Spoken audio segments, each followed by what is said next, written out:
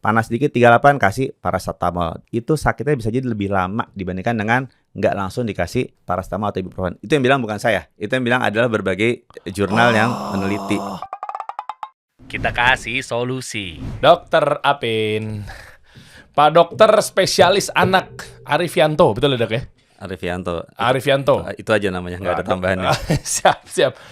Pak Dokter Apin, jadi gini, ini belakangan ini lagi viral dok. Saya manggil Anda tuh karena lebih kepada saya mewakili orang tua. Ini banyak faktor nih dok. Yeah. Yang pertama, orang tua sibuk. Kita garis bawahin ini orang tua pengusaha yang notabene-nya sibuk. Yeah.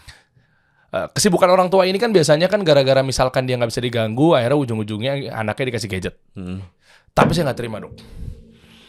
Saya juga ngasih anak saya gadget. Umur 4 tahun. Di bawah 4 tahun ya sekedar edukasi lah. Okay. Tapi kita ngomong yang secara fokus ya. Yes. Saya 4 tahun, 3 tahun, jalan 4 tahun tuh anak saya nomor 2 udah saya kasih gadget. Hal-hal tertentu, bukan berarti dikasih dipegangin untuk selamanya gitu ya. Tapi belajar huruf hijaiyah, belajar huruf-huruf, angka-angka dan lain sebagainya. Ya, dia pegang-pegang aja. Tapi begitu ada video viral seperti ini dong. Bagaimana kalau video ini nyampe ke grup keluarga dan ditonton sama bapak ibu saya dok? Tuh bang, kamu jangan hati-hati gadget mulu buat Zio, buat Milo, buat anak-anak saya gitu-gitu.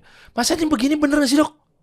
Saya baca komen-komennya, masa iya kena kayak ini lagi ngigok mimpi kali dok.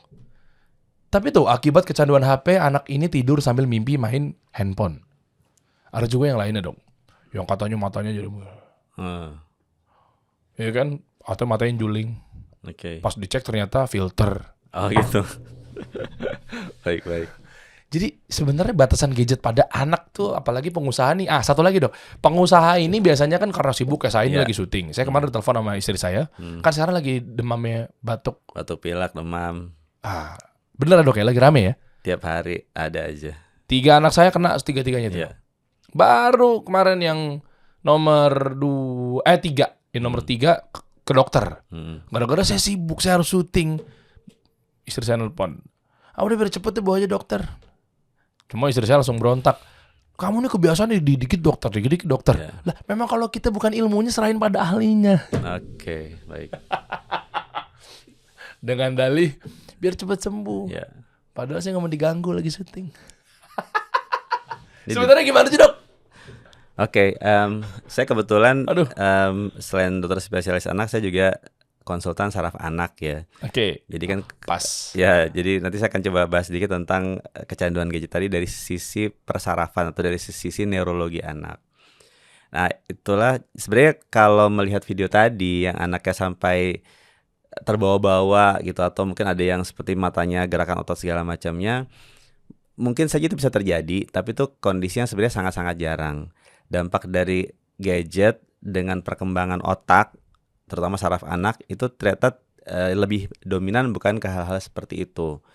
Itulah kenapa Ikatan Dokter Anak Indonesia, kemudian ada lagi tuh American Academy of Pediatrics, jadi banyak organisasi profesi dokter anak di berbagai negara itu membuat batasan untuk penggunaan gawai pada anak.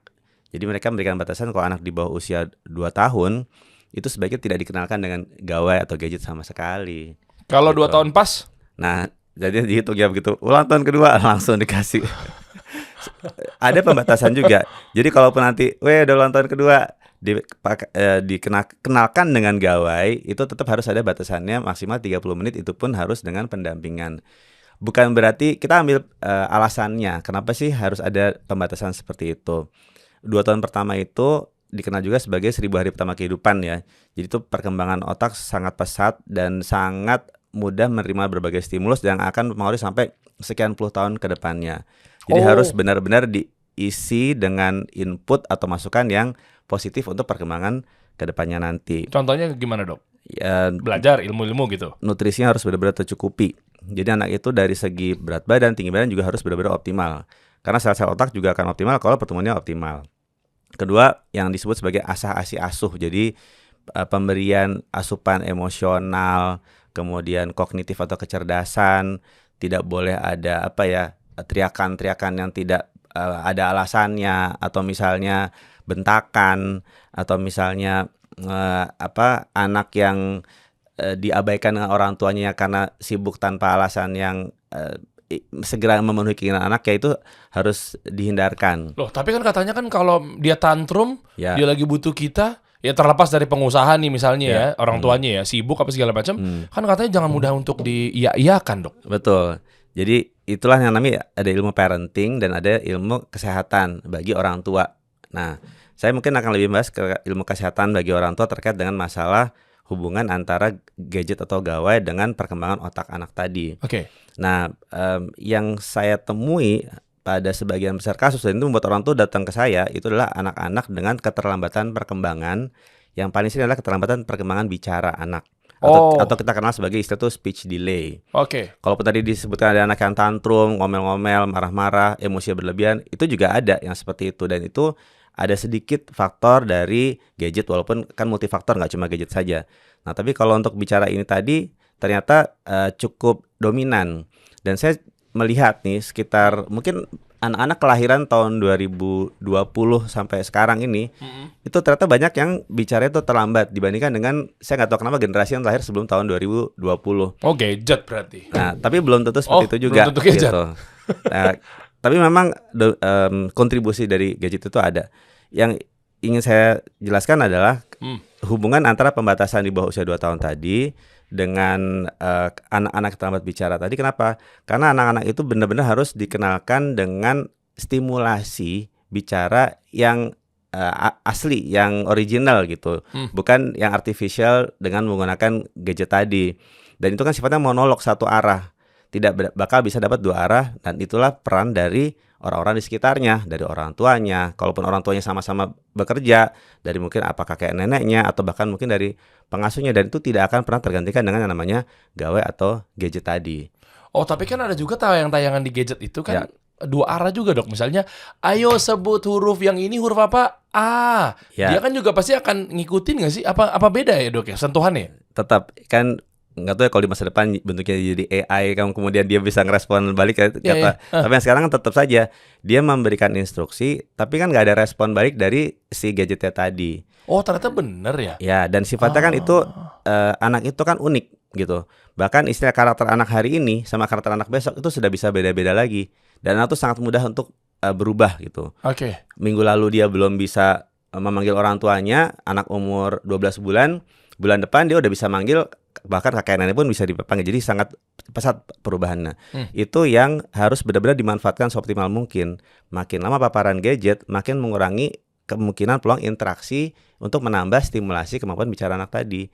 Jadi kalaupun ada pembatasan tidak ada gadget, lalu tidak ada stimulasi, ya percuma saja. Maksudnya adalah kalaupun gadgetnya nggak ada, tapi harus digantikan, disubstitusi dengan stimulasi dari orang-orang yang berupa manusia tadi di sekitarnya. Dan itu harus dengan muatan yang benar, muatan yang positif. Itu nanti yang dipelajari dari ilmu parenting ke anaknya tadi. Nah, oke, dapat nih, Dok. Berarti kalau speech delay atau ngomongnya telat itu, saya pikir itu, maaf ya, penyakit atau mungkin turunan atau mungkin apa gitu. Ternyata memang itu gara-gara dari kecilnya mungkin nggak dilatih untuk bicara gitu ya. Itu terkait dengan gitu.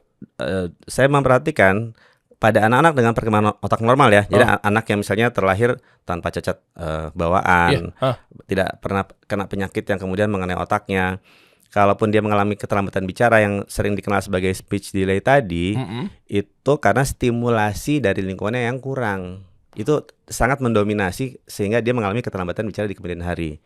Dan makin banyak stimulasi, makin mengurangi potensi-potensi yang bisa menghabis stimulasi, makin bagus output anaknya tadi. Nah, salah satu yang cukup dominan mengganggu potensi stimulasi tadi adalah tadi interupsi dari gadget misalnya. Atau orang tua yang tadi tidak tahu gimana. Bahkan saya perhatikan tuh banyak orang tua tuh nggak tahu cara berkomunikasi sama anaknya gitu. Jadi ya mungkin ya tadi waktunya terbatas di rumah, kemudian dia pengen, wah anak saya lihat anak temen itu baru umur 2 tahun bisa 2 bahasa, 3 bahasa. Kemudian dia langsung, pokoknya nanti saya ikutin, boleh nonton gadget yang langsung 2 bahasa, supaya nanti anak saya begitu dia ngomong lancar bicara bisa paham 2 bahasa. Padahal ternyata ujung-ujungnya anaknya bahkan 1 bahasa pun masih terlambat. Karena stimulasinya bukan itu yang dibutuhkan, tapi dari orang-orang yang ada di sekitarnya. Itu pun juga harus realistis gitu. Kalau misalnya anak umur 2 tahun, kenapa sih harus bisa bicara dua bahasa, Indonesia Inggris, padahal orang tuanya tidak ada satupun yang berbicara bahasa Inggris secara aktif dan dia tidak akan pergi ke negara luar dalam waktu dekat. Nah, banyak orang tua tuh yang punya ekspektasi berlebihan tapi tidak realistis, tidak sesuai dengan kondisi yang dihadapi pada saat itu. Dan itu hal-hal yang ternyata niatnya membuat anak meningkat kemampuan bicaranya malah jadi terhambat. Anak jadi mengalami kebingungan berbahasa tadi. Oke, nah dua bahasa itu diajarin dari siapa?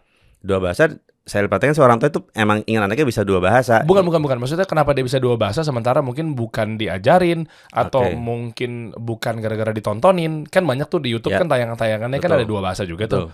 Atau bukan luar negeri juga gitu. Itu bisanya dari lingkungan berarti. Betul, dari lingkungan. Teman-teman mainnya? Anak 2 tahun kan belum banyak bermain sebenarnya. Tapi kan lebih ke caregiver atau orang tua di sekitarnya. Sebagian itu memang orang tuanya cukup aktif menggunakan bahasa selain bahasa Indonesia gitu ya. Cuma tadi kalau bahasanya nanggung, cuma buat kenalin angka-angka aja 1, 2, 3 atau red, blue, yellow, warna-warna, yaitu anaknya akan lebih memilih untuk bahasa yang gampang diucapkan karena satu suku kata dibandingkan bahasa Indonesia merah 1, 2 itu kan lebih kompleks. Tapi tetap esensi bahasa percakapannya nggak dapat karena orang tuanya nggak berbahasa asing secara aktif, hanya mengenalkan untuk kata-kata tertentu saja. Ujung-ujungnya anaknya juga belum tentu mengalami lompatan kemampuan bahasa asing. Lain halnya dengan yang memang dia sehari-hari orang tua memang berbahasanya aktif, walaupun dia nggak tinggal di negara luar tapi aktif berbahasa asing, sudah terpapar secara alami. Nah itu lebih realistis, lebih mampu untuk. Tapi lagi ujung-ujungnya seberapa perlu sih ngenalin anak ke lebih dari satu bahasa pada usia sedini itu? Tujuannya buat apa? Buat banding-bandingin sama anak teman kah? Itulah pasti. Atau buat gaya-gayaan? Atau emang punya rencana bakal pindah ke negara lain dalam waktu dekat? Itu paling nomor 9 gitu. Nomor 1 sama nomor 8 palingan biar anaknya kelihatan pintar, biar lu kelihatan orang tuanya memiliki wawasan tinggi, biar lebih jago daripada tetangga. Sampai 8 tuh dok. Nah itu nanti itu yang orang tua harus tahu itu satu-satu. Oke, dok, ini menarik.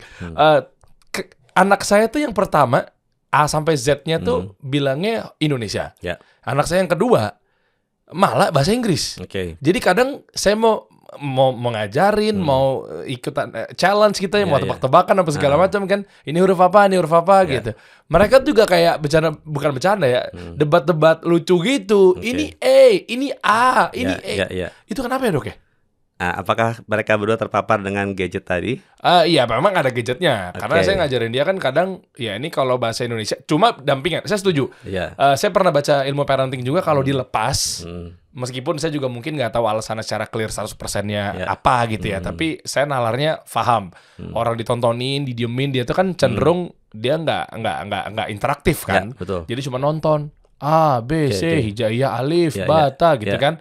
Diem aja gitu. Ya, saya masuk sih nalarnya. Cuma mungkin kalau dokter ada istilah kedokterannya yang memang ya lebih lah daripada saya. Kalau saya sih masuknya tuh ya interaktifnya kurang.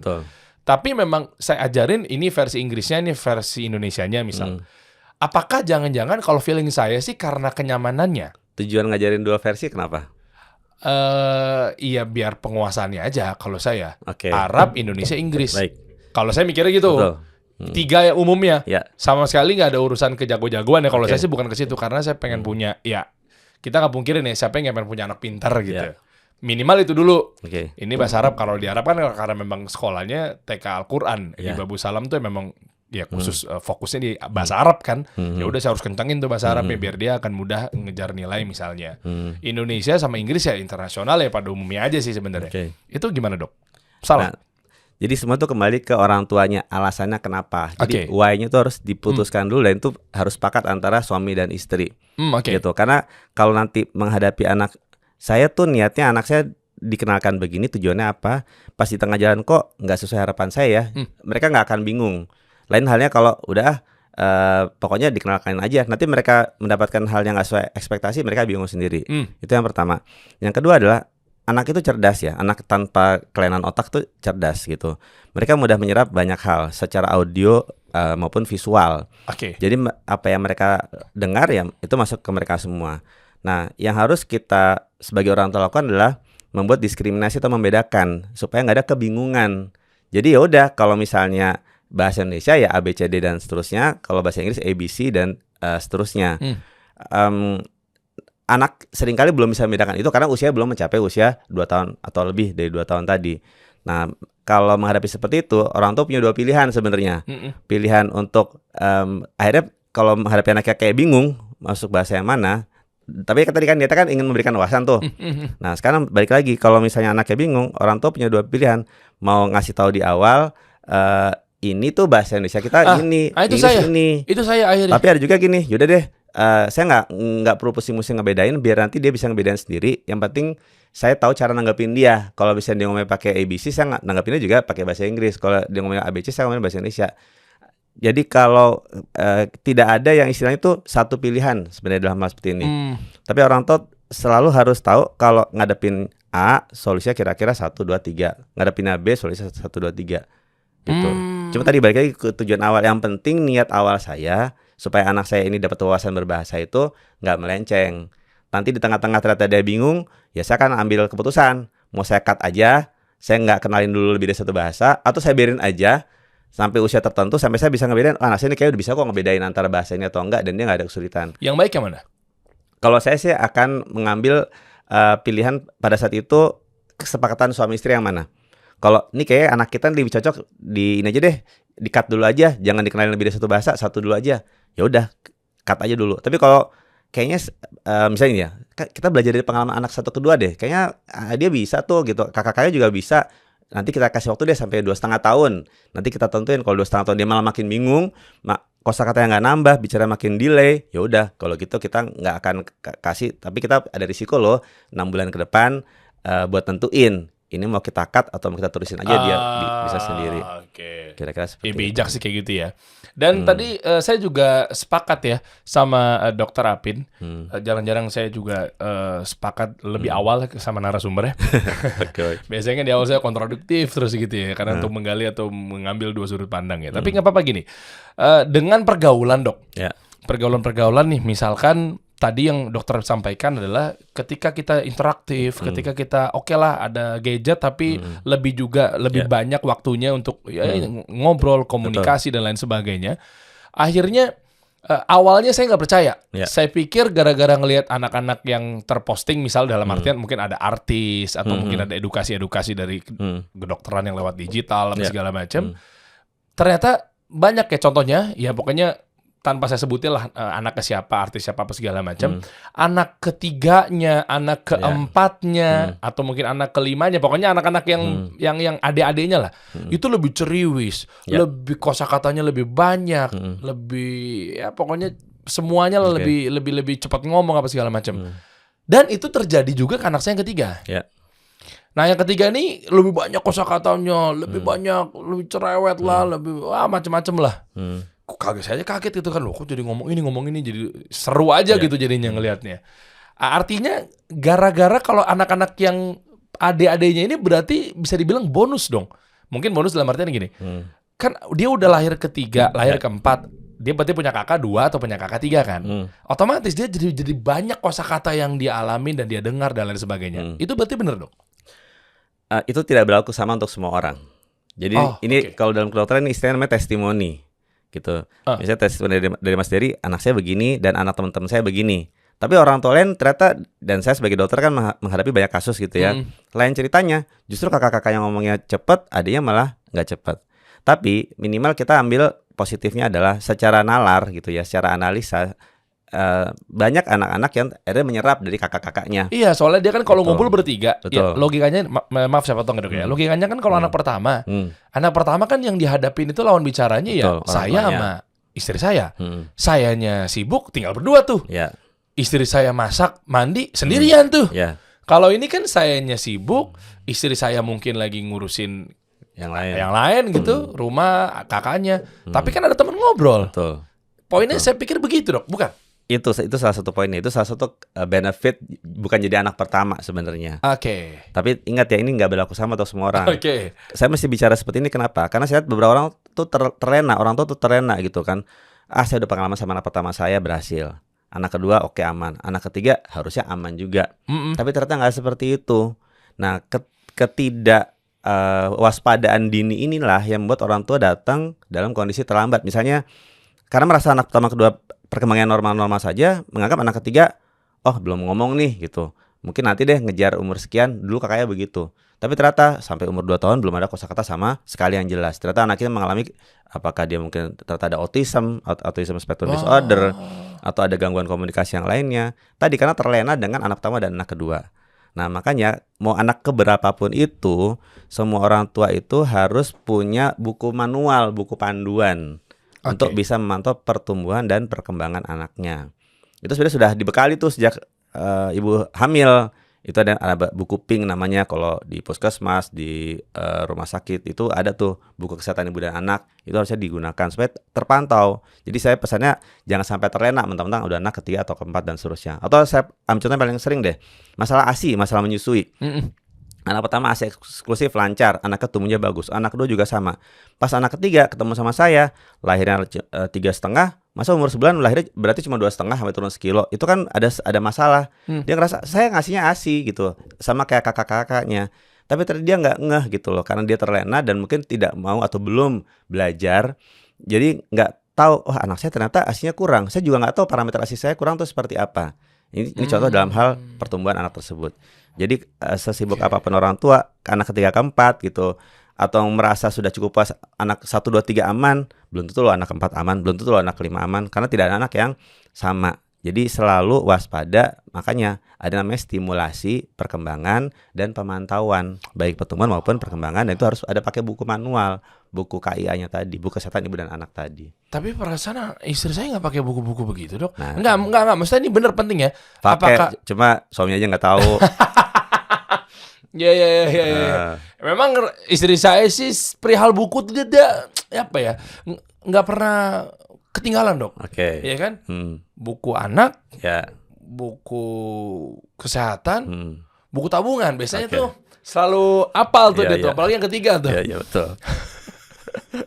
Apa enggak bukan masalah so jagonya, jangan-jangan istri saya lalai gitu loh. Saya mau ngasih tahu emang buku-buku apa sih kalau saya nggak tahu ya. Ada itu buku, namanya buku kesehatan ibu dan anak. Dan yang sering dikasih dokter itu. Dan sekarang sudah terdigitalisasi. Oh mungkin itu kali. Nah sekarang kalaupun nggak punya atau nggak pakai, bisa pakai aplikasi. Udah banyak app-nya. Oh, mungkin istri saya pakai itu kali ya. Mungkin pakai soalnya saya ngeliat juga nggak rajin-rajin amat baca sesuatu gitu. Dan itu yang harus digunakan oleh semua orang tua sekarang gitu. Walaupun anak ketiga keempat, tetap pantau pertumbuhan perkembangan, entah pakai buku atau pakai app tadi, supaya nggak ada yang kelewatan. Oh, Oke. Dok, tadi kan dokter menyinggung masalah autisme nih, Dok. Ya. Kita bahas aja sekalian, Dok. Oke. Tadi kan dokter bilang autis taunya belakangan. Ya. Lah, emang autis bukan dari lahir? Enggak. Jadi gini. Lah, berarti kalau dari lahir masih bisa dirubah gitu? Jadi gini sebenarnya, kita kalau autis itu kan dari kata bahasa Inggris ya, autism spectrum disorder gitu.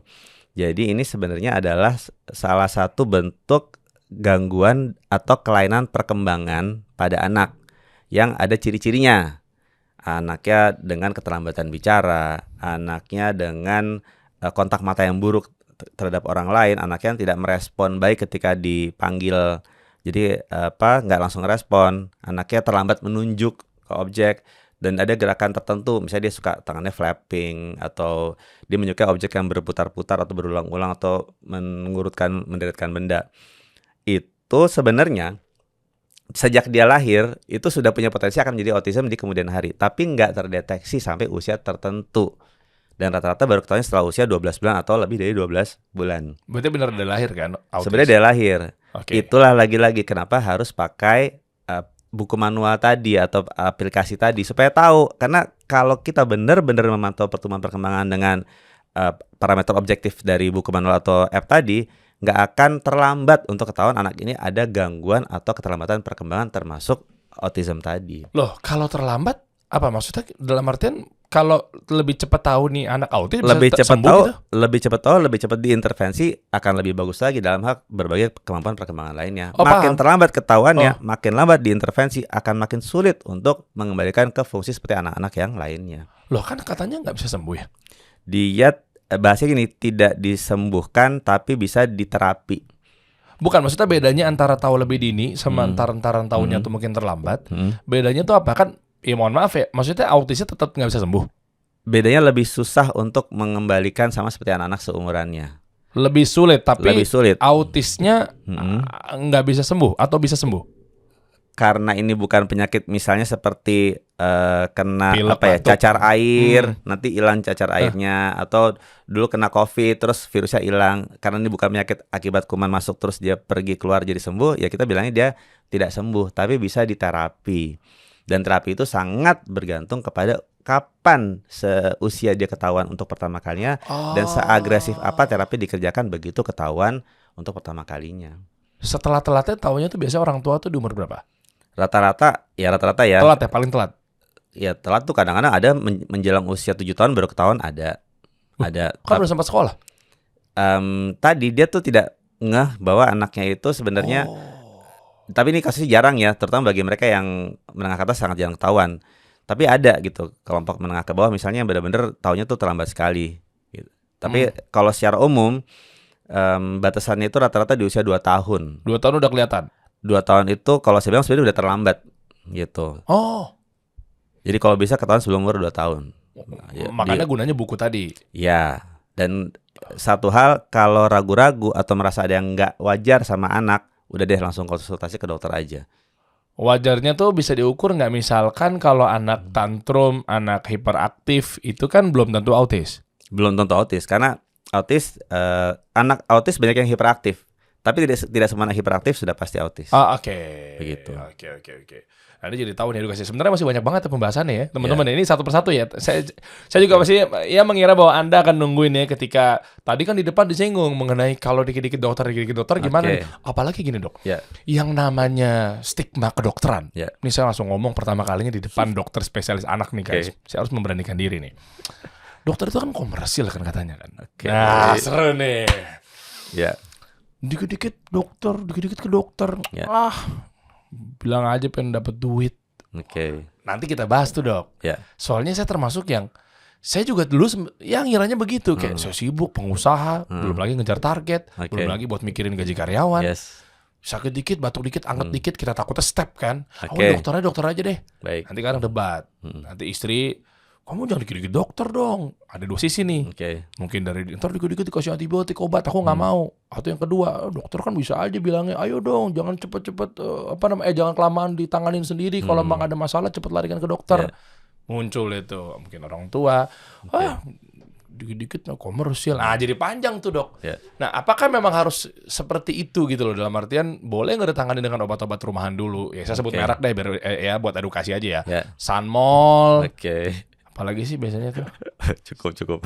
Itulah ya. Cukup ya. Oh iya, kalau ada dokter ada etikanya tersendiri tuh ya. Siap, Dok. Ini begitu. Nanti kita bahas yang itu ya. Tapi saya tertarik dengan fokus di ranah autisme dulu ya, Dok. Sebenarnya kenapa orang bisa autis dan nanti bedanya sama Down syndrome yang mukanya sama semua itu, Dok? Autis dulu deh. Itu kejadiannya kenapa, Dok? Nah, sampai sekarang tidak ada satu gen tunggal yang bisa menentukan ini gen autism atau bukan. Jadi saya tuh ada lebih dari 1 gen dan itu kompleks. Artinya apa? Ilmuwan masih terus mencari gitu loh. Sebenarnya penyebab autis tuh persisnya tuh karena apa? Karena sekarang semua hal tuh pasti akan dihubungkan dengan masalah genetik. Jadi uniknya adalah ada lebih dari 1 gen yang berkontribusi terhadap autis. Yang kedua tadi, ternyata nggak cuma masalah faktor genetiknya aja, tapi juga ada faktor lingkungan gitu. Walaupun tetap kalau autis aja istilahnya, lingkungannya sebagus apapun, kalau emang dia tetap anaknya autis ya autis. Anaknya nggak ada masalah perkembangan, sejelek apapun lingkungannya, ya dia punya potensi untuk normal perkembangannya. Itu yang harus dipahami yang pertama. Yang kedua adalah autism itu sesuatu yang sebenarnya dari dulu mungkin udah ada, cuma makin kesini itu kesannya makin banyak karena jumlah anak lahir di muka bumi makin banyak ya. Tapi yang berikutnya adalah orang tua tuh jadi lebih paham, makin mampu mendeteksi sedini mungkin. Makin tinggi awareness orang tua, makin banyak bakal ketahuan tuh hal-hal yang dulu mungkin nggak pernah ketahuan. Dulu mungkin banyak anak yang autism, cuma nggak pernah kalau ini anaknya autism. Tapi atau sekarang malu juga kali, Dok. Bisa jadi. Ada juga yang ditutupin jadi nggak kedetek sama data gitu, angka, tapi gara-gara mungkin anaknya orang tuanya malu gitu. Ya mungkin saja. Beda sama yang namanya tadi disabilitas intelektual. Tadi kan masalah sindrom Down misalnya ya.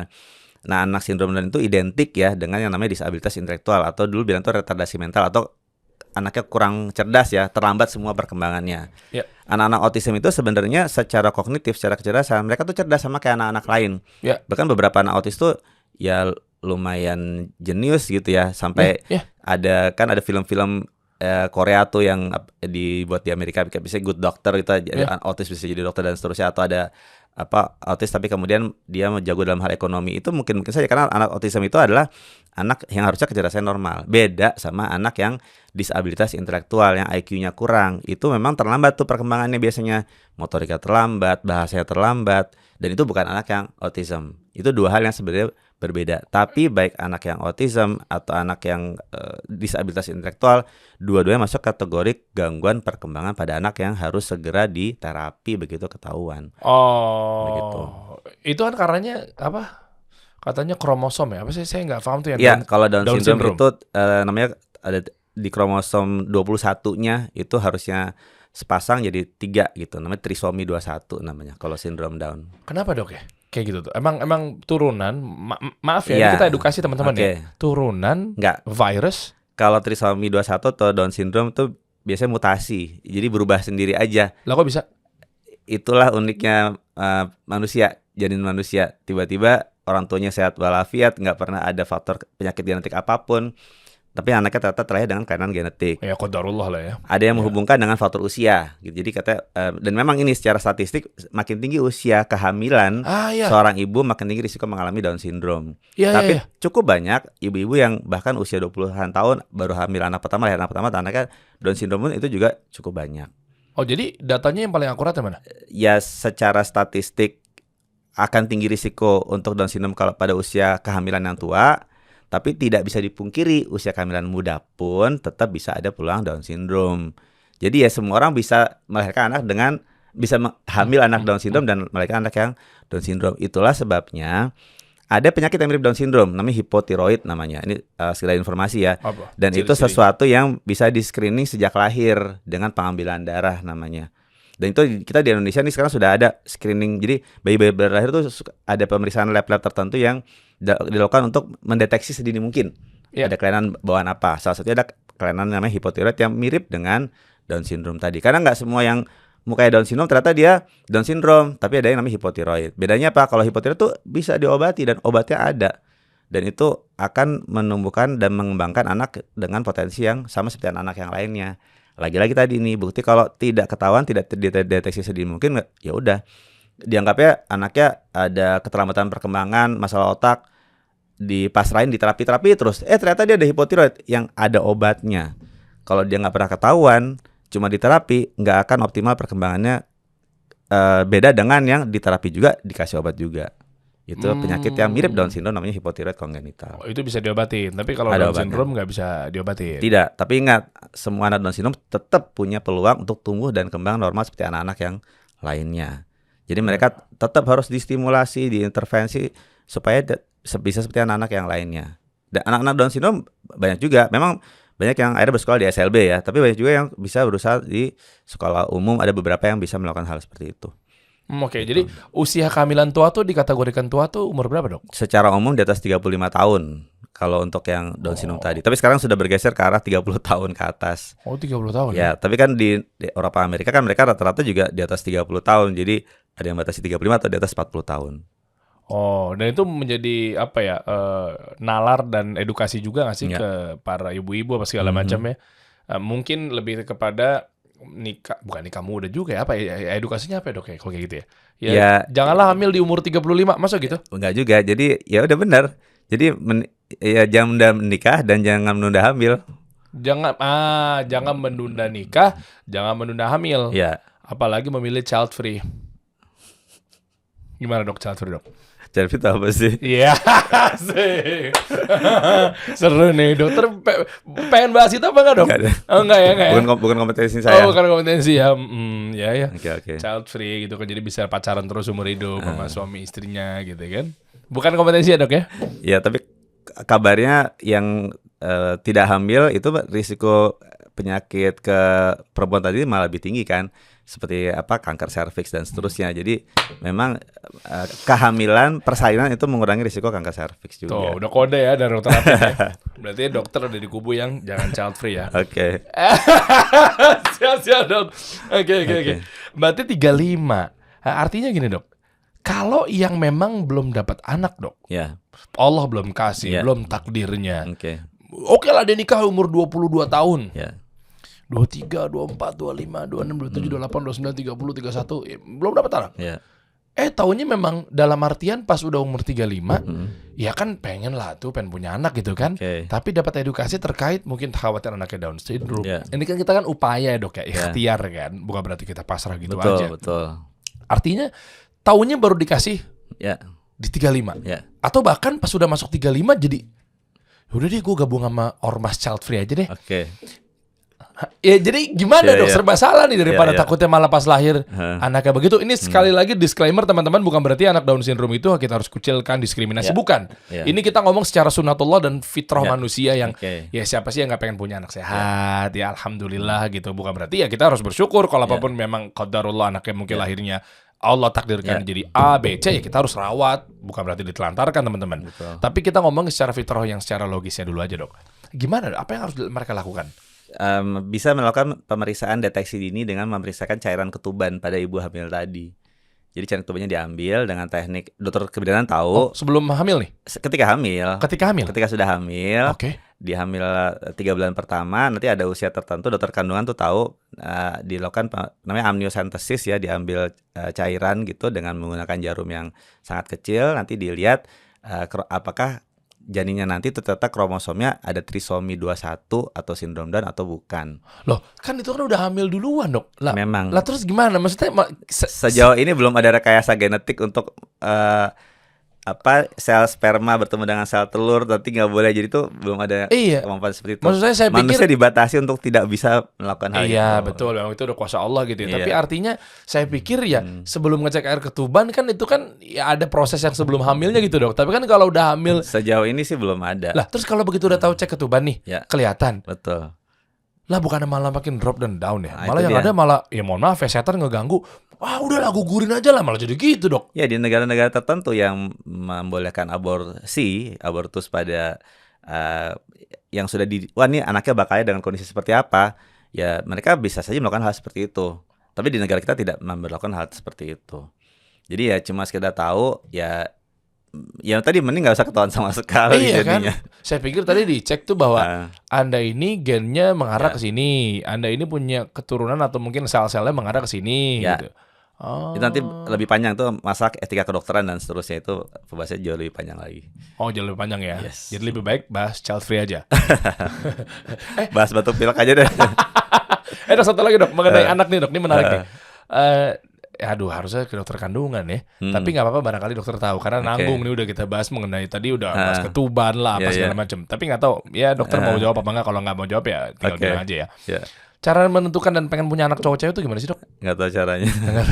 Mesti nanya sama kakak saya nih. Kakak dokter kandungan. Kakak ipar saya dokter kandungan. Ilmunya nggak dapet dok? Mesti nanya lagi nanti. Ya itu intermezzo dikit aja ya. Ya sebenarnya banyak sih ya tentang cerita-cerita ilmu kedokteran anak gitu ya, kasus-kasus anak dan lain sebagainya ya, termasuk dengan anak ketika sakit dikit-dikit ke dokter, dikit ke dokter. Saatnya mungkin saya langsung nanya ke dokternya langsung gitu, apakah ini adalah stigma atau mungkin bisa dibilang stigma negatif lah ya. Kayaknya image kedokteran tuh kayaknya komersil aja melulu. Nah, Anda setuju nggak dok? Jadi gini, saya dokter anak ya. Dan sebenarnya kalau dilihat dokter itu punya dua peran sebagai menghadapi orang sakit, memberikan terapi, tapi juga punya peran pencegahan. Namanya itu preventif dan promotif, mencegah penyakit dan mempromosikan ke masyarakat supaya jangan sampai sakit. Itu sebenarnya tugas dokter. Terus kalau jangan sampai sakit kayaknya gimana dokter? Kan dokter harus kaya. Ya kan kayaknya nggak harus dengan memberikan obat terus-terusan gitu ya. Masa yakin dok? Unless sejauh ini sih saya tidak seperti itu. Oke. Jadi gini, bagi saya orang tua adalah dokter pertama anak-anaknya. Wah setuju. Jadi bahkan nih ya, begitu udah tahu saya hamil bakal punya anak, nih suami istri harus sudah mulai mempersiapkan bekal ilmu nanti kalau menghadapi anak sakit itu bakal seperti apa. Nah, untuk membekali diri ini harus dengan referensi ilmu ya. Dan itu harus yang istilah itu yang sahih gitu ilmunya, bukan yang abal-abal. Kenapa saya harus bicara seperti ini? Karena sekarang tuh zamannya media sosial. Orang tuh cenderung pengen cari yang instan. Mereka maunya cukup merasa belajar di Instagram, belajar di TikTok gitu. Karena banyak yang cerita gitu kan. Dok, saya lihat di TikTok anak sakit gini penanganannya begini gitu. Waduh. Inilah yang namanya infodemic gitu. Jadi nggak cuma pandemik tapi infodemic, dapat informasi yang sangat beragam dan belum tentu itu informasi yang benar. Oke. Nah, saya ambil contoh tadi, misalnya penyakit yang paling sering dan saya setiap hari ketemu lebih dari 1 atau lebih dari 10 mungkin ya, datang ke dokter karena demam, batuk dan pilek ya. Nah, saya senang sekali membahas tentang demam. Itulah kenapa saya menulis buku judulnya Berteman dengan Demam. Iya, masa berteman dengan demam dok? Ya. Kan panik juga kalau anak 39-40 kan step aja ujung-ujungnya. Karena banyak misinformasi terkait dengan demam tadi. Tapi kan demam berbahaya dok. Nah, tapi kalau ini bukan kompetensi saya, tapi kalau kita bahkan membahas hadis-hadis terkait dengan demam itu justru jangan dicela gitu kan. Oh iya. Demam bisa menghapuskan dosa. Ternyata itu ada relevansinya. Bukan itu, gitu. maksud saya gini dok. Iya betul, ya kan sakit itu menghapuskan dosa dan lain sebagainya. Tapi lebih kepada kan kita ikhtiar. Betul. Saya umur 3 tahun cerita dari bapak ibu saya, mata saya sampai putih. Betul. Bola matanya, saya step 41. Kejang demam, ya kan? Kejang demam berarti ya. Iya. Apakah merusak otak? Ini di depan saya gimana nih? Saya alhamdulillah sih saya mampu bangun podcast dari nol sih dok, atas izin Allah gitu ya. Ini bukti bahwa ya kan yang nggak didimin juga dok, tapi dok. Inilah namanya misinformasi yang kemudian menyebar. Jadi istilah itu mitos dan fakta. Mitos, apakah makin tinggi suhu akan makin tinggi risiko kejang demam? Ternyata tidak seperti itu. Masa iya? Mitos, apakah kejang demam merusak otak? Ini buktinya. Ya kan? Ini fakta kan? Ini fakta gitu. Jadi studi kasus faktanya kan seperti ini. Yeah. Nah, itulah kenapa orang tuh harus belajar dari ilmu yang benar supaya ketika menghadapi anak-anak yang demam, batuk, pilek, mereka nggak kemudian lantas panik, udah deh ke dokter aja. Padahal ya tadi dokter pertama anak-anak tuh orang tua sendiri. Mereka harus jadi istilah tuh triasenya yang bisa memfilter anak gue mau gue bawa ke dokter atau mau saya tangani sendiri di rumah. Nah, saya bahas mengenai demam dulu ya. Demam itu sebenarnya adalah respon tubuh ketika virus, bakteri masuk ke dalam tubuh manusia. Jadi demam itu bukan penyakit, demam itu adalah alarm, adalah sinyal.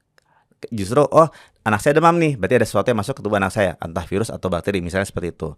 Yang kedua, ilmu pengetahuan membuktikan anak yang demam ketika dimasuki virus bakteri, itulah saat semua sel-sel imun yang mengerahkan pertahanan tubuh itu bekerja secara optimal. Justru suhu demam itu optimal, sel darah putih bekerja untuk melawan si virus. Bahkan penelitian membuktikan bermudah-mudah memberikan obat penurun panas itu mengurangi peluang tubuh untuk melawan si virus. Bisa jadi panas dikit 38 kasih paracetamol, panas dikit 39 kasih ibuprofen. Itu sakitnya bisa jadi lebih lama dibandingkan dengan nggak langsung dikasih paracetamol atau ibuprofen. Itu yang bilang bukan saya. Itu yang bilang adalah berbagai jurnal yang meneliti gitu loh. Lah baru 3 hari yang lalu. Ya. Anak saya 39, istri saya lagi mau syuting kita saya cancel kan. Yang pas anak saya kemarin istri saya 39 hampir 40. Telepon-teleponin saya bilang kayak dalam hati tuh ngerasa kayak ini gue nyari duit buat lu nih gitu kan. Saya juga panik juga sih tapi panas tinggi nih pulang. Harusnya didiemin aja, tapi katanya anak saya udah diem, biasanya lari tuh. Nah, itulah kenapa orang tuh harus tahu kapan bisa mengamati anak di rumah, kapan harus bawa anaknya pergi ke dokter. Makin tinggi suhu itu makin tinggi risiko kekurangan cairan atau dehidrasi. Maka harus banyak minum, dan anak demam itu otomatis akan makin haus, bawahnya pengennya minum terus. Dan biasanya kencingnya jadi makin banyak ya. Ternyata dari 100 anak yang demam sama-sama 3940, yang bakal kejang demam itu cuma maksimal 7 anak dari 100 anak. 93 anak atau 93% anak itu tidak akan pernah mengalami kejang demam pada usia di bawah 5 tahun. Tapi 7% anak akan mengalami kejang demam. Gitu. Kejang demam. Ini bukti bahwa ternyata makin tinggi suhu belum tentu berhubungan dengan makin tinggi risiko kejang demam. Karena banyak orang tua, anaknya dibawa pergi ke IGD tengah malam gitu kan. Dok, anak saya demam 40. Ngapain ke IGD saya tanya gitu kan. Karena saya takut anak saya kejang. Pernah nggak anaknya kejang? Belum pernah. Terus kenapa dibawa ke IGD? Karena takut kejang demam. Akhirnya dia dibawa ke IGD, dia diambil darahnya, dia disakiti, dia harusnya mungkin bisa ditangani di rumah saja. Nah, inilah bukti bahwa hal-hal yang sebenarnya sehari-hari kesannya menyeramkan tapi sederhana, orang tua tuh harus tahu ilmunya. Tadi minimal ilmu tentang demam. Jadi kalau anak demam, kapan sih ke dokter? Kalau anaknya kejang demam deh untuk pertama kalinya ya. Untuk pertama kali kalau belum pernah tahu kejang demam, boleh ke dokter. Tapi kalau udah kejang demam yang sekian bulan lagi kejang demam lagi, sekian bulan lagi kejang demam lagi, itu sebenarnya sih nggak harus buru-buru ke IGD. Kecuali ada syaratnya nih. Kejang demam itu harus dikhawatirkan satu kalau lebih dari 5 menit. Karena mayoritas kejang demam tidak lebih dari 5 menit. Saya yakin dulu Mas Dery juga waktu kejang mungkin nggak sampai 5 menit gitu. Pasti nggak tahu tuh. Oke. Yang kedua adalah ke dokter itu kalau setelah kejang nggak lama kemudian anaknya nggak bangun-bangun terus sampai setengah jam nggak bangun-bangun. Karena mayoritas anak kejang demam begitu dia berhenti kejangnya dia akan mungkin istirahat sebentar, habis itu dia akan langsung bangun lagi. Yang ketiga, kalau kejangnya berulang, misalnya baru kejang, udah berhenti nih, nggak lama kemudian kejang lagi. Kalau tidak memenuhi 3 kriteria tadi, sebenarnya tidak harus langsung buru-buru ke dokter. Kenapa? Karena kalau satu dari 3 hal tadi, itu namanya bukan kejang demam, namanya encephalitis, radang otak atau meningitis, radang sabut otak. Dan itu adalah hal yang lebih jarang dibandingkan dengan kejang demam. Bentar.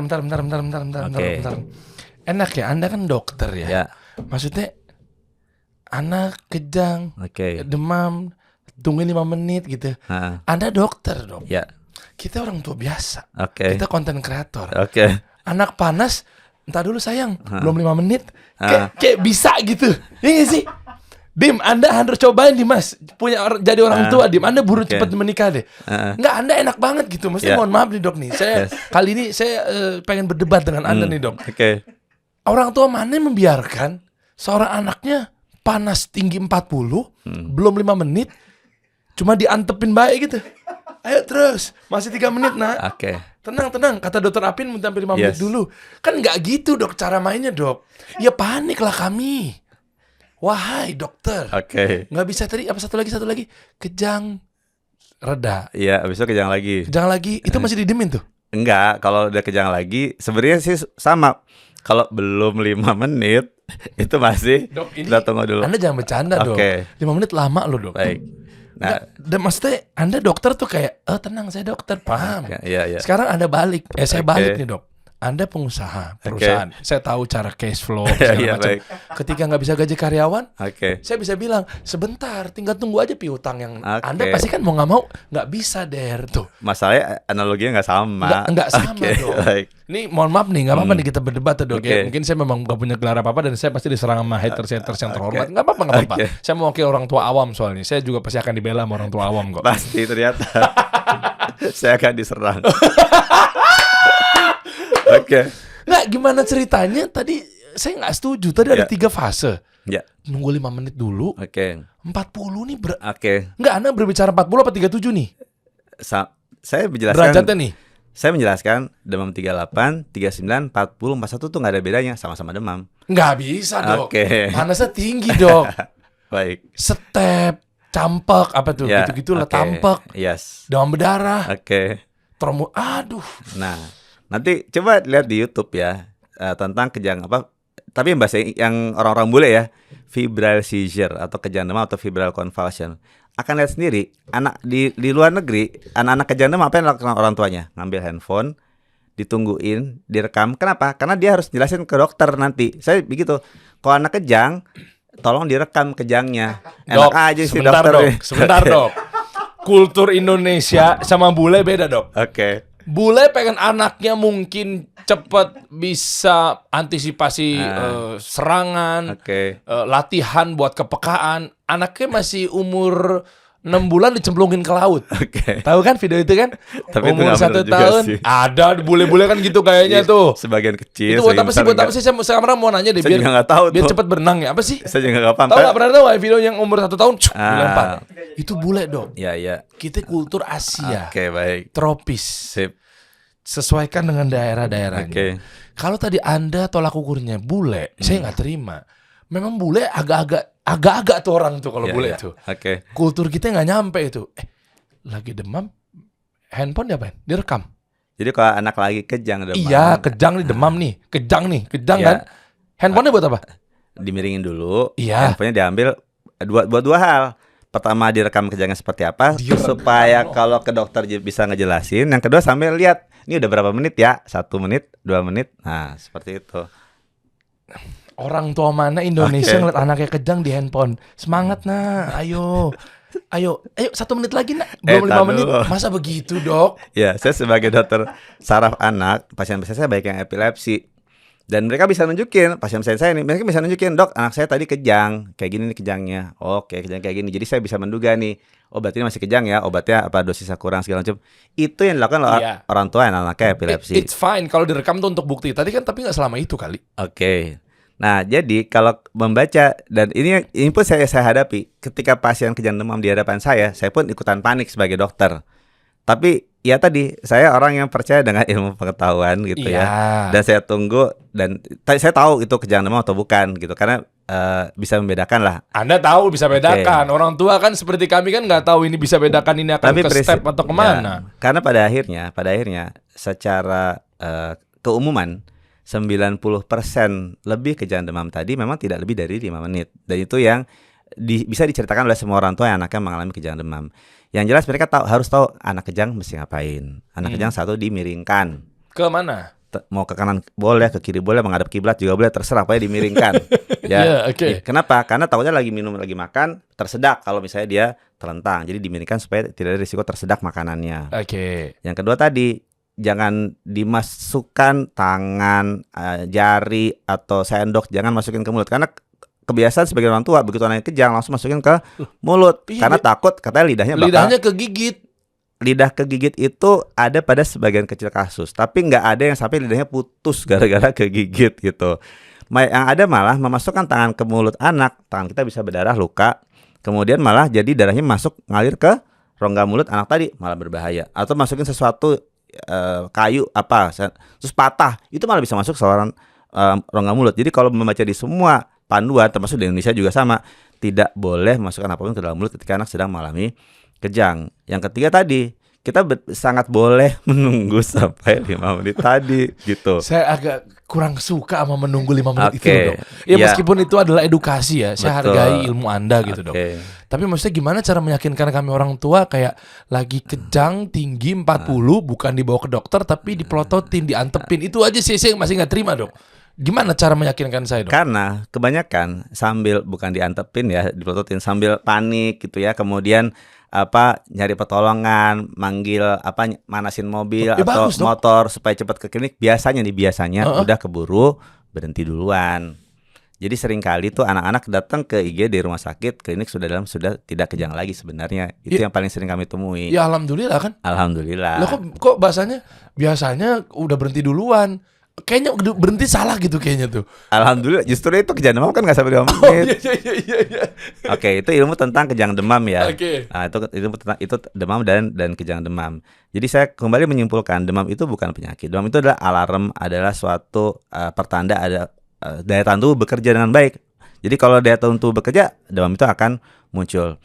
Dan tadi virus, bakteri jahat tidak bisa berkembang biak dengan baik pada kondisi demam. Itu bukti demam itu adalah ujungnya demam itu baik. Oh, bukan, demam itu bukan penyakit. Demam itu bukan penyakit. Bahaya nih kalau ada guru-guru yang nonton nih. Ntar begitu anak sakit, demam, orang tua nulis surat dokter demam, kirim ke sekolah, dikasih alpa, Anda tanggung jawab. Anda tanggung jawab. Loh, baik. Itu bukan sakit, bahaya kalau terdoktrin kepada guru-guru.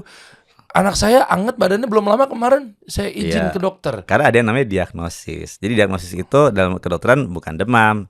Oh ternyata dia demamnya demam berdarah, tulis demam berdarah. Oh ternyata demamnya anaknya mengalami influenza, tulis influenza. Oh anaknya ternyata diare.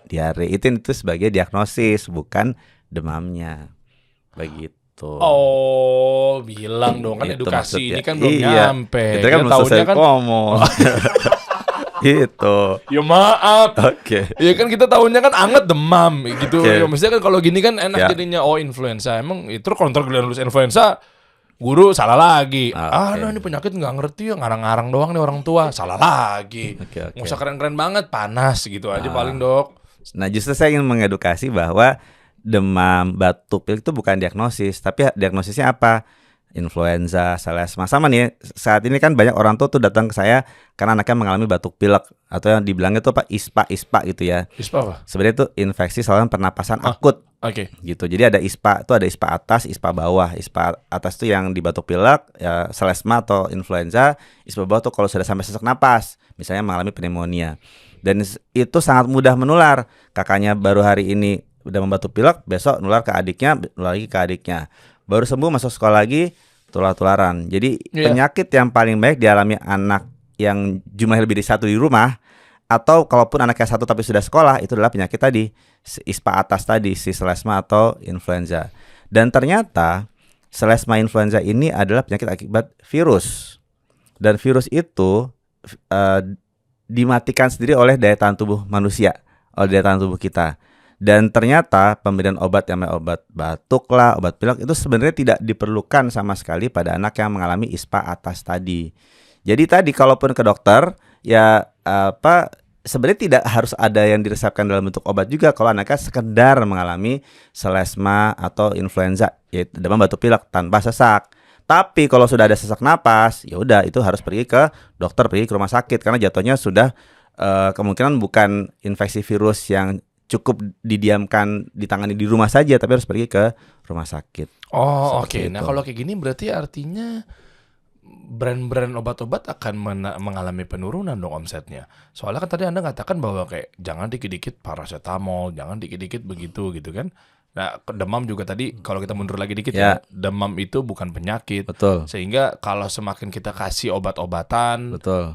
penurun panas apa Ya. segala macam, malah jadinya demamnya berkepanjangan. Lah, di dokter kan pada kenyataannya di dokter pun juga dikasih obat juga. Lah gimana? Ya itu dia. Jadi itulah namanya ilmu kedokteran ya. Seiring dengan waktu makin banyak publikasi, jurnal segala macam, kita akan memberitahu bahwa ternyata penelitian yang terkini itu menyimpulkan kalaupun dokter memberikan antipiretik atau pereda demam, itu diberikan pada anak yang suhunya di atas 38-39 dan tidak nyaman badannya atau rewel. Artinya apa? Dia diberikan obat antipiretik paracetamol tadi bukan untuk menurunkan suhu, tapi untuk membuatnya lebih nyaman. Karena banyak orang tua tuh yang kecewa sama obat tertentu. Dok, anak saya kasih paracetamol merek ini kok panasnya nggak turun-turun. Gitu. Saya kayaknya mesti ganti deh ke obat yang lain. Saya bilang jawaban saya adalah jangan sakit hati kalau anak dikasih obat panas terus nggak turun suhunya. Artinya badan kita itu nggak mau nurunin suhu. Badan kita butuh demam tadi dipantengin dulu supaya virusnya cepat mati. Tapi kita boleh banget ngasih antipiretik supaya anaknya rewel jadi nggak terlalu rewel. Anaknya gelisah, nggak mau turun, mau digendong terus jadi lebih nggak gelisah. Itu boleh dikasih antipiretik untuk membuat dia lebih nyaman. Dan fakta menunjukkan anak-anak yang belum pernah dikasih obat, mungkin pengalaman sama anak-anaknya dulu. Pertama kali apa yang dikasih obat? Apa reaksi mereka? Ngigo. Muntah. Oh iya, muntah, betul. Nah kan Dan kasih ngigo. obat. Nah Ngigo tuh kenapa ya, Dok ya? karena lagi demam, badannya nggak nyaman. Iya, jadi anak saya yang ngigo. pertama tuh, sampai ibu saya nangis. Ya, Istri saya nangis. oke. Saya aduh, berewokan nangis kayaknya Iya, nggak iya, lucu banget. iya, Ya iya. udahlah, oke lah, sedih lah. Oke. Jangan level nangis kan Iya, sih. iya, iya. Gara-gara demam tinggi, tidur tapi ngigo-ngigo gitu, Dok. Oke. Panik kita kayak ngomong-ngomong sendiri, Ah, ngomong sama tembok. ya, Iya kan, kita kan takutnya kan ya untunglah masih ngomong sama tembok kan. ya, ya. Naudzubillah kalau sampai beribadah ngadep tembok. Oke. Nah itu tuh gimana tuh, Dok? Ya, saya sangat paham bahwa anak sakit yang panik tuh nggak cuma orang tuanya, tapi orang-orang di rumah yang lain pun juga ikutan Iya. panik. Tapi tadi bahkan kalau kita baca penanganan pertama kejang demam, 1, jangan panik. Nggak bisa 2, dong. jangan Nggak panik. bisa, gitu. 3, jangan panik. 4, miringkan anak ke sisi. 5, jangan masukkan itu. Nalarnya gimana gitu loh, jangan panik ya. Panas, pat. Hah? 5 nunggu 5 menit gitu ya. Pat, panas tinggi. Gimana bisnis? Aman. Meeting, Zoom Oke, meeting. iya, iya. Iya kan? Iya. Iya kan? Eh, Ngomong sama klien, sehat bro. Kan katanya nggak boleh panik gitu. iya, iya. Ditampol sama bini. Oke. Gimana tuh maksudnya tuh nalarnya? Artinya kalau tadi misalkan lebih mudah-mudah dikasih obat, Ya. malah jadinya bahayanya panasnya berkelanjutan. Iya, jadi ini menunjukkan bahwa kita tuh ingin merubah paradigma tentang demam, merubah stigma demam itu menyeramkan. Karena apa? Ilmu pengetahuan berbicara dan menyimpulkan tadi demam itu tidak perlu buru-buru diturunkan kecuali anaknya tidak nyaman. Yang penting itu dulu poinnya ya. Ya. Jadi istilahnya kalaupun misalkan panasnya masih tinggi, Tapi anaknya masih pecicilan, itu jalan-jalan. anak saya kayak gitu tuh sebenarnya Nah. aman ya. Kok Aman. panas tapi kok kita dulu kan mikirnya Betul. sakit tapi kok teriak-teriak lari-lari Ya, ya. gitu ya. Artinya apa? Dia masih nyaman-nyaman saja. Jadi anaknya masih dalam kondisi aman. Kalau udah lemas, nggak mau kemana-mana, dehidrasi, itu dibawa ke rumah sakit. Yang bicara adalah bukan demamnya, tapi tanda-tanda penyerta demamnya. Ada dehidrasi kah? Ada perubahan kesadaran kah? Ada apa misalnya muntah atau diare yang membuat dia kekurangan cairan kah? Itu yang harus kita perhatikan. Oh, oke. Dan ini saya mau nyebutin merek, Dok, tapi ntar saya sensor ya. Oke. Ini buat edukasi saya aja. Ya, ya. Pengen tahu aja. Ini bener ini editor sensor ya. Maksudnya ini gunanya obat-obat ini apa gitu. Oke, Saya baik. pengen tahu aja. Baik. Karena kan saya nggak hafal tuh mau paracetamol, Oke, mau oke. apa, minta apa, Ya, ya. kamol lah, apalah Ya, ya. istilah-istilah begitu. Dan teman-temannya ya Betul. gitu-gitulah. Ya. Itu berarti fungsinya apa ya? Ternyata obat-obatan yang dikatakan untuk meredakan hidung tersumbat, untuk mengencerkan dahak, untuk meredakan batuk, itu mencoba untuk meniru apa yang diberikan pada orang dewasa. Jadi apa yang diberikan pada dewasa coba diekstrapolasi ke anak. Nah, penelitian membuktikan lain ternyata. Ternyata pada anak pemberian pengencer dahak itu tidak efektif atau tidak lebih baik dibandingkan dengan memberikan banyak minum. Pemberian obat pereda hidung tersumbat, ya tadi sebut mereknya ya, itu ternyata punya efek samping buat anak, jantungnya berdebar-debar, anaknya jadi bahkan makin gelisah. Kita nggak bisa ngebedain anaknya berumur 2 tahun belum bisa ngomong jelas. Ini anak rewel gara-gara efek obatnya atau gara-gara emang dia nggak nyaman sama kondisi demamnya. Itu malah sulit untuk kita menentukan anaknya sudah membaik atau tidak kondisinya gara-gara dikasih obat yang punya efek samping. Anak di bawah 5 tahun belum ada yang bisa buang dahak, belum bisa kuek cuy, itu belum bisa gitu loh. Jadi mau dahaknya sekental apapun dan diencerin pakai obat pengencer dahak, itu dahak bakal tetap ditelan atau dimuntahkan, nggak bisa kuek cuy, itu dia nggak bisa seperti itu. Jadi ujung-ujungnya apa? Obat pengencer dahak, obat antitusif, obat dekongestan pereda hidung tersumbat itu terbukti tidak efektif untuk meredakan keluhan pada anak yang sedang mengalami ISPA atas tadi. Wah, saya keren, saya suka ini yang mau dokter terapin nih. Kita berdamai habis ini, Dok. Oke. Anda objektif, benar. Berarti bisa dibilang obat-obat yang tadi saya sebutkan tuh sebenarnya komersial. Itu namanya OTC ya, over the counter drugs atau obat-obatan simptomatik pereda gejala. Nah, pereda gejala itu sifatnya harus benar-benar ditelaah satu persatu. Data sahihnya itu menunjukkan efektivitas atau tidak. Karena tadi ilmu kedokteran tuh nggak cuma dinalarkan semuanya, tapi harus ada penelitian yang bisa mendukung atau justru tidak mendukungnya. Nah, kalau penelitian tidak mendukung, untuk apa terus kita berikan? Gitu. Tapi kalau misalnya dia sakitnya misalnya HIV, harus butuh antivirus, ya harus kasih antivirus. Dia tuberkulosis, TBC, harus dikasih antibiotik untuk TBC, ya harus dikasih anti tuberkulosisnya. Jadi tergantung yang bekerja efektif itu yang langsung menyerang si kumannya. Tapi kalau yang meredakan gejalanya itu belum tentu efektif. Karena kan dia batuk pileknya karena virusnya tadi. Harusnya kan virusnya dimatikan dengan obat. Tapi kan virus common cold flu kan nggak perlu antivirus. Dia sembuh dengan sendirinya seiring dengan waktu. Mau pakai antibodi kita ya? Antibodi. Sama seperti COVID. COVID itu kan yang menyembuhkan antibodi tubuh kita. Dulu pas awal-awal pandemi antivirusnya segambreng segala macam. Setelah berjalan sekian bulan WHO bilang tidak ada antivirus yang efektif. Ya ujungnya daya tahan tubuhnya bagus, dia nggak akan COVID berat. Daya tahan tubuhnya nggak bagus, dia bisa jadi COVID berat. Tapi kan tadi antivirus yang digunakan di awal tuh dengan segala efek sampingnya, setelah berjalan 6 bulan, setahun, 2 tahun, ketahuan ternyata dia tidak efektif. Itulah perkembangan ilmu kedokteran yang menunjukkan buktinya itu ternyata sahih atau tidak seiring dengan waktu. Karena selalu bisa berubah-ubah. Begitu. Jadi WHO itu sahih nggak? Iya, mereka kan mengumpulkan data dari berbagai pusat. Oh, tapi ada yang bilang nggak sahih. Nah, nanti kalau ada lagi ilmunya tuh. Jadi nanti WHO, Bill Gates itu katanya nggak sahih. kita nggak bicara institusinya, kita bicara publikasinya, dalilnya tuh dari penelitian apa. Itu ada level-levelnya. Iya, karena kan beliau mungkin lebih tahu kan. Ya. Tapi ada juga yang bilang katanya beliau sudahlah. Oke. Itulah pokoknya ya. Baik. Ya. Ngomong sama dokter nggak ada filter-filternya.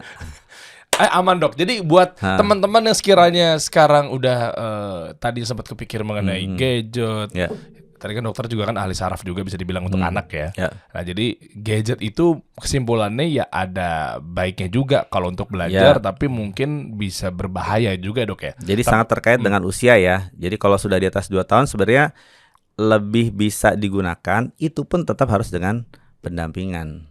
Begitu. Betul, tapi lebih kepada apanya nih dok yang berbahaya? Lebih kepada anak jadi mungkin speech delay yang tadi efek pada anaknya, atau ke sarafnya nih dok? Lebih ke arah, Lebih tinggi mana nih dampak kalau buruknya? langsung ke saraf pusatnya sih enggak. Oh Tapi berarti hoax semua tuh video-video yang beredar di itu TikTok. kan kondisinya mungkin 1-2 anak diviralkan, tapi 98% anak nggak seperti itu, nggak diviralkan. Saya baca komen-komennya tuh, Nah. lumayan ada yang kayak saya dukung juga tuh. Allah saya begini-begini. Ada juga orang tua yang disclaimer kan, bukan berarti saya mendukung gadget 100% pada anak ya, Oke. tapi anak saya gadget tuh dari umur sekian misalnya, Iya. termasuk dini loh dari umur 2 tahun misalnya.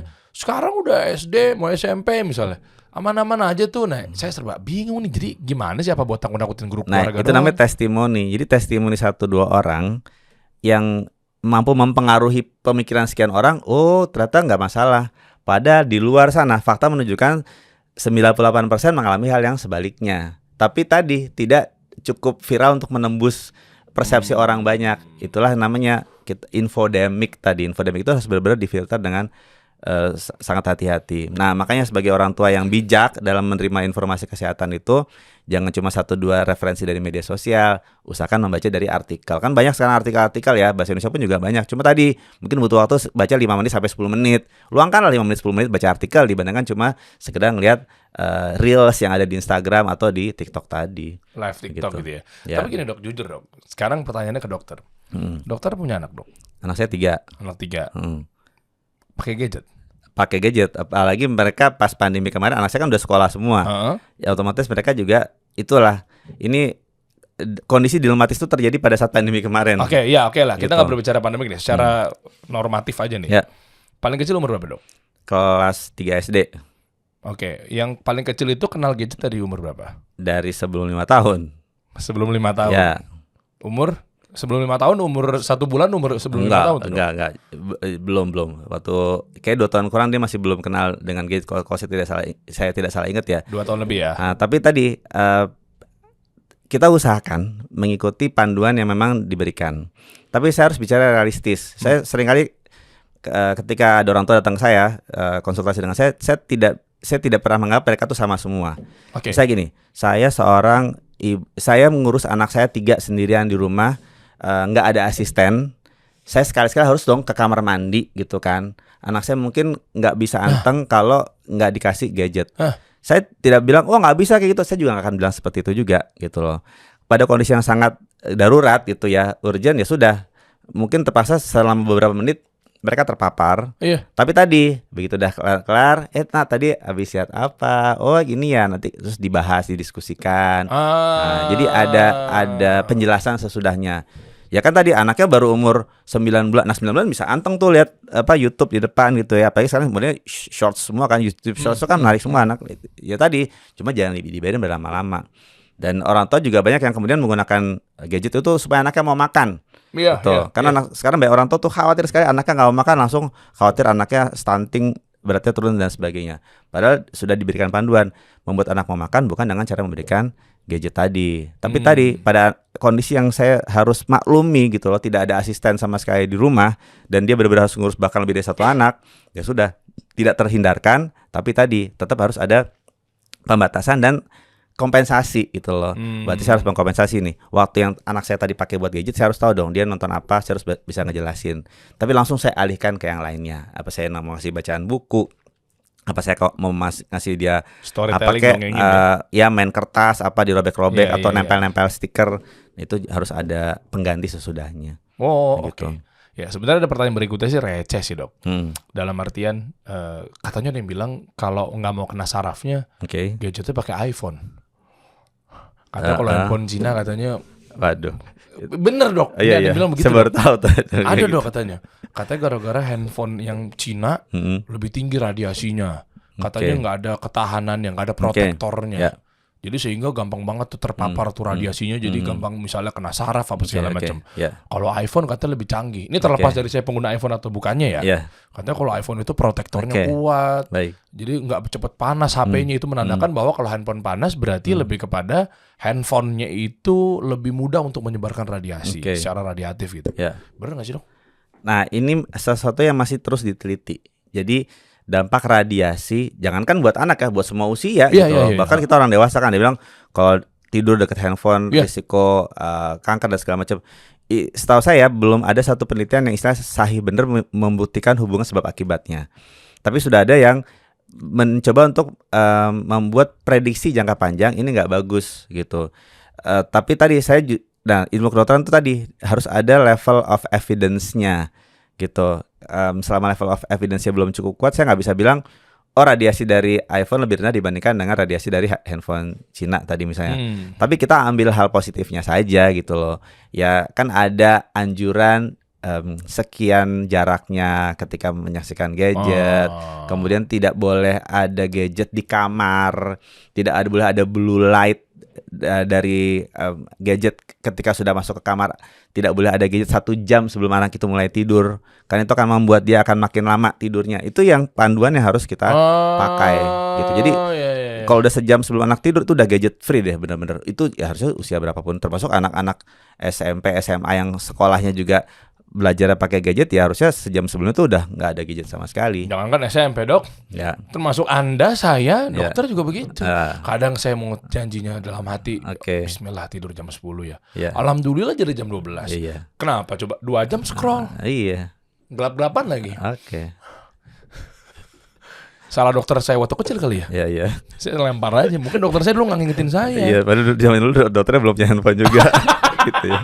Mau ngelempar aja, mau nyalain dokter.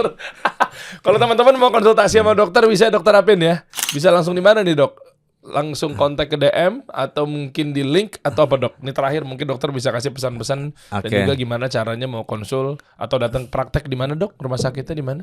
Kalau konsul mungkin ya saya justru berharap orang tua tuh jadi para orang tua yang cerdas, yang pintar. Jadi malah saya senang kalau mereka nggak sering-sering konsul sama saya. Jangan gitu karena dong. Mereka sudah cukup cerdas. Masa Anda nggak kaya-kaya nanti, Dok? Kan dokter itu kan komersil. Semakin banyak yang punya penyakit dan datang ke Anda. Capek sekali. Jadi enak. Sekali berapa? Datang konsul 450.000 BPJS. Saya di RSUD saya. Oh, RSUD BPJS. Iya, BPJS. Oh, BPJS, tapi gawat juga ya kalau ada sebuah partai yang katanya menang, BPJS gratis, Dok. Oh gitu. Jadi dokter dibayar pakai apa, Dok? Dibayar pakai daun. RSUD mana, Dok? Boleh tahu nggak sih? RSUD Pasar Rebo. Oh, RSUD Pasar Rebo. Ya. Tapi ingat ya, bagus dokter tuh objektif bisa dibilang. Kalau nggak sakitnya terlalu begini udah jelasin tadi kan. Jangan buru-buru ke dokter. Itu. Tapi ya kalau serba salah ya. Kalau dokter seorang profesi yang memang betul-betul harus menangani pasien, semakin banyak pasien, semakin demand kan semakin banyak juga penghasilannya, Dok. Ya, itu yang sebenarnya harus diubah ya. Apalagi kan mindsetnya kan seperti negara-negara maju lainnya, itu aspek pencegahan dan promosinya diutamakan dibandingkan aspek pengobatannya. Harapannya ke depannya kan akan seperti itu. Jadi dibayarnya dari tadi makin bagus promotif preventifnya, bayarnya harus makin tinggi. Gitu harusnya gitu. Betul. Tapi mungkin kalau belum teredukasi pasiennya atau masyarakatnya, ya gimana pun caranya, ayo ke dokter gitu kali. Iya, harapannya nggak seperti itu juga ya. Tidak berhasil. Berusaha untuk menjatuhkan saya. Tidak berhasil. Jago juga dokternya. Oke. Kita kasih solusi.